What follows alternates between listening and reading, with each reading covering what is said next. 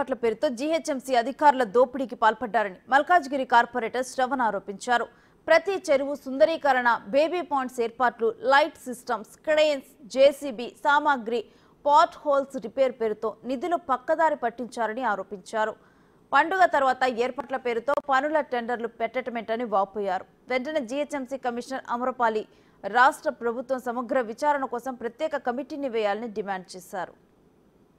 పండగ అయిపోయిన తర్వాత ఈరోజు వర్కులను ఇప్పుడు ఓపెన్ చేస్తున్నారంటే దీంట్లో మర్మం ఏంది అంటే ఈ డబ్బులు నిజంగా ప్రజలకు పనిచేసేదానికి పోతా ఉన్నాయా లేకపోతే పండుగ పనుల పేరుతోటి అధికారుల జేబుల్లోకి ఈ డబ్బులు పోతా ఉన్నాయా అనేది నిజంగా మనం అందరం కూడా ఆలోచించుకోవాలి. ఒక రోడ్ వేస్తారు, ఆ రోడ్డు పక్కన ఇంకో చిన్న పని ఉంటుంది, ఇక్కడ వరకు వేసి దీనికి ఇంకో ఎస్టిమేట్ పెడతారు. ఇగో ఇక్కడ వాటర్ హైసీన్తో ఒకటి ఇచ్చినాను, వాటర్ హైసీన్ ప్లాను. ఇప్పుడు సఫీల్ కూడా చెరువుకు సంబంధించి ఒక చెరువు క్లీనింగ్కి ఒక 10 రోజులు పెట్టారు. 10 రోజులు పెట్టిన తర్వాత గుర్రపు డెక్క పూర్తిగా క్లీన్ కాకపోతే వెంటనే మళ్ళీ వచ్చేస్తుంది, మళ్ళీ తీయాలంటే 6 నెలలు పడుతుంది. కానీ మరి ఇది తెలియదు అధికారులకు.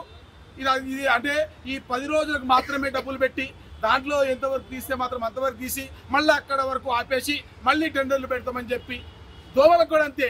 డ్రోన్లు కొన్ని రోజులు చేస్తారు, కొన్ని రోజులు మానేస్తారు. ఇట్లా డిస్కంటిన్యూడ్ వర్క్స్ పెట్టడం వల్ల ఇంజనీరింగ్ డిపార్ట్మెంట్ ఇన్ఎఫిషియన్సీ వల్ల ఈ రోజున జిహెచ్ఎంసీలో ప్రజల డబ్బు వృధా అవుతా ఉంది. ఈరోజు మీరు ఇందాక చెప్పాను రోడ్లకు సంబంధించి ఏ విధంగా అన్యాయం చేస్తారు. జిహెచ్ఎంసీలో మీకు ఉదాహరణ చెప్తా. సఫీల్ కూడా చెరువు కానివ్వండి, బండ చెరువు కానివ్వండి, ఎస్టిమేట్లు వేశారు, వర్క్ ఆర్డర్లు ఇచ్చారు. ఈ లక్షల రూపాయలతో వర్క్ ఆర్డర్లు ఇచ్చిన తర్వాత ఏమంటారండి 300 ట్యాంకర్లు పోసినాం, ఇంత పని చేసినాం అంటే వీళ్ళైతే ఎస్టిమేట్ చేసి వీళ్ళైతే వర్క్